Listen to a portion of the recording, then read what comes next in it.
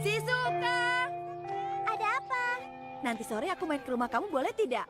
Aku mau mengembalikan buku yang kupinjam. Sekalian mau memperlihatkan komik baru.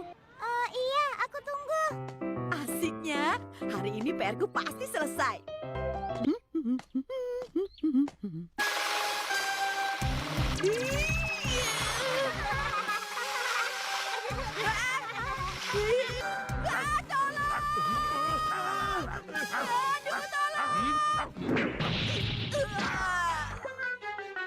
Wah, sepertinya itu pertanda buruk. Aku sial sekali. Biasanya aku memang tidak pernah lewat sana. Aku selalu belok kiri. Kurasa Oiwa, dia adalah seorang juara dunia tinju. Suatu hari, dia yang biasanya belok kiri untuk pulang ke rumahnya, entah kenapa tiba-tiba memilih untuk belok kanan.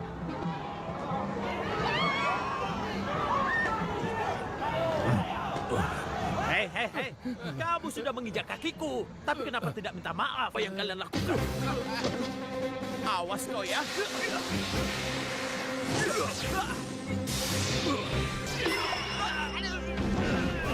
Hebat sekali. Maukah kau ikut aku ke rumahku sekarang? Itu memang cerita yang sangat bagus ya. Padahal awalnya Oiwa sekedar tidak sengaja memilih belok ke kanan, lalu ikut pertandingan, kemudian menjadi juara dunia. Seandainya saja tadi aku belok kiri seperti biasa, mungkin aku bisa bernasib beruntung seperti Oiwa juga. Ya, itu mungkin saja. Tolong dong Doraemon. Tadi saja kehidupanku sangat terpengaruh dari apa belok kanan atau ke kiri. Pilih kiri atau kanan itu kan sangat membingungkan. Bagaimana ya? Oh iya, baiklah. Tapi ini bukan untuk penentu nasib ya. Pemeriksa rute.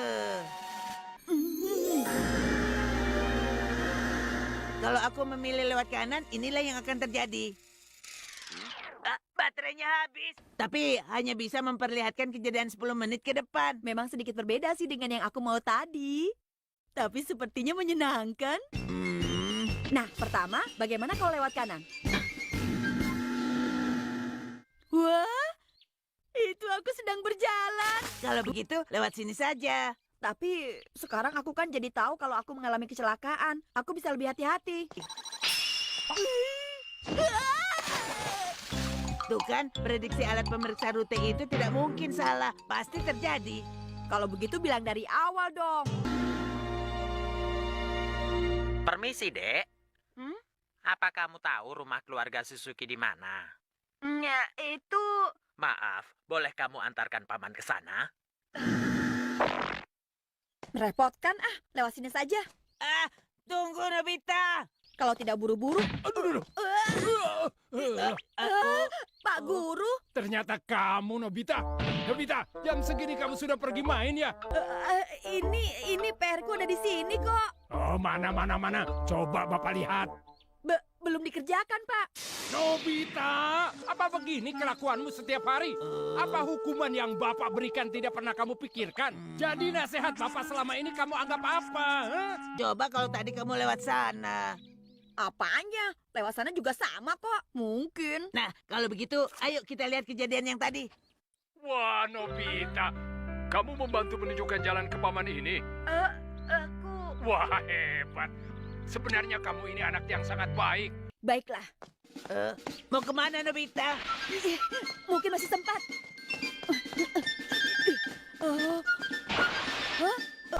Nobita, bukannya langsung pulang, malah mondar-mandir di sini.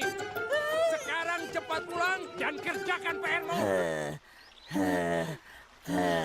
Nobita, bagaimana kalau kita pulang saja, kerjakan PR di rumah?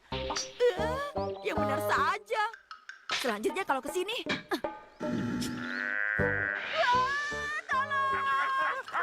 Hari ini kamu harus ikut latihan baseball. Mengerti gak?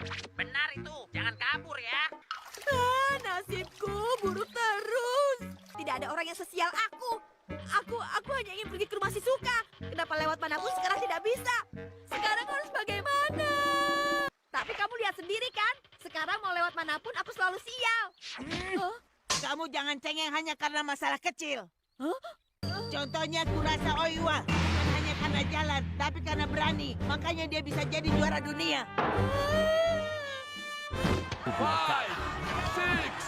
7, 8. maju. Iya, itu benar. Itu benar. Selama ini aku salah.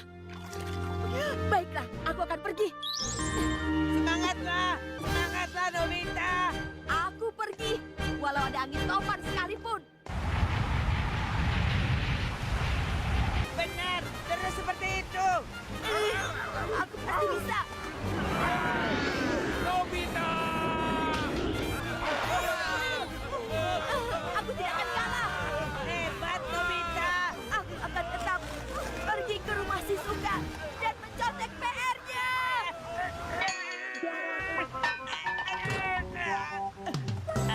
Kalau itu sih tidak benar.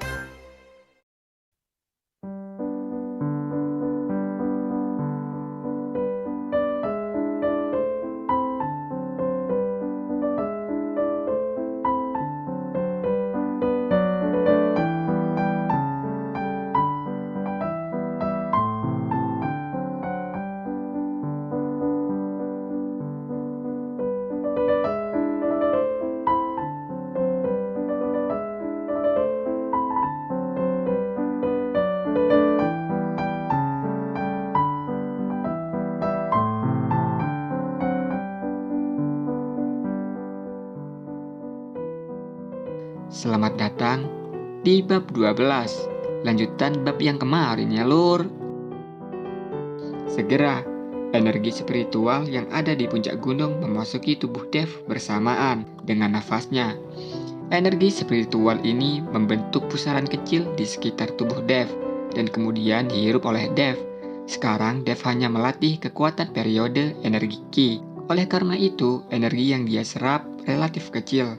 Bahkan, jika dia menghirup energi spiritual dalam jumlah banyak, tubuhnya saat ini tidak dapat mengkonsumsi energi itu sekaligus. Dia perlu meningkatkan kekuatannya secara bertahap. Waktu berlalu dengan cepat. Matahari sudah menunjukkan dirinya, dan Dev mulai membuka matanya perlahan. Dia menghembuskan nafas panjang, lalu merasa tubuhnya jauh lebih nyaman daripada sebelumnya. Energi spiritual di sini jauh lebih kaya dan lebih murni daripada di penjara. Setelah berlatih, dia bahkan tidak merasa kelelahan. Dev, ayo sarapan. Suara Selin terdengar dari luar kamar. Dev meregangkan otot dan tulangnya, lalu membuka pintu dan keluar dari kamar. Sarapan disiapkan oleh Edward, sangat mewah. Apalagi setelah kedatangan Yuki semalam, sifat Edward terhadap Dev jelas berubah menjadi lebih lembut. Yang paling terlihat adalah senyuman di wajahnya. Tidak terlihat kuno lagi. Setelah sarapan, Selin mengajak Edward untuk menemaninya berkeliling. Sedangkan Dev berencana turun gunung dan mengunjungi beberapa pasar antik untuk mencari kuas spiritual dan batu sinabar. Dia ingin segera menyembuhkan mata ibunya agar ibunya bisa melihat lagi. Di villa tengah gunung milik Sana, Jackie, dan Yuna masih di sana. Mereka menginap. Saat itu, wajah Sana terlihat marah. Dia mengingat Dev yang merusak resepsi pernikahannya dan langsung kesal. Sekarang, Dev malah tinggal di villa di atas gunung, membuat Sana merasa lebih jengkel. Jackie, kapan saudara-saudaramu itu akan tiba? Sana bertanya pada Jackie. Segera. Saudaraku itu berlatih bela diri. Kalau hanya mengalahkan Dev, hanyalah hal mudah bagi mereka yang berkelana di jalanan dan penuh solidaritas. Jackie tahu Sana tidak akan puas kalau tidak melampiaskannya. Jadi dia menelpon teman-temannya untuk datang melawan Dev. Dia juga ingin membalaskan dendamnya pada Dev. Baguslah, saya tidak percaya kalau Dev tidak akan pernah turun dari sana. Dan keluarga Tanaka akan melindunginya seumur hidup. Sana menggertakkan giginya, sampai itu bahkan mematahkan tangan Navarro. Merusak resepsi pernikahanku, dia pantas mati. Setelah berkata dengan marah, Sana menatap Jackie dan berkata, saya mau ke rumah sakit untuk menjenguk Navarro. Masalah Dev, saya serahkan padamu. Kalau sudah beres, bagianmu tidak akan berkurang sedikit pun. Tidak masalah, kamu tunggu saja kabar baik dariku. Jackie mengangguk dengan senang. Cerita pun habis lur. Terima kasih sudah menonton. Wassalamualaikum warahmatullahi wabarakatuh.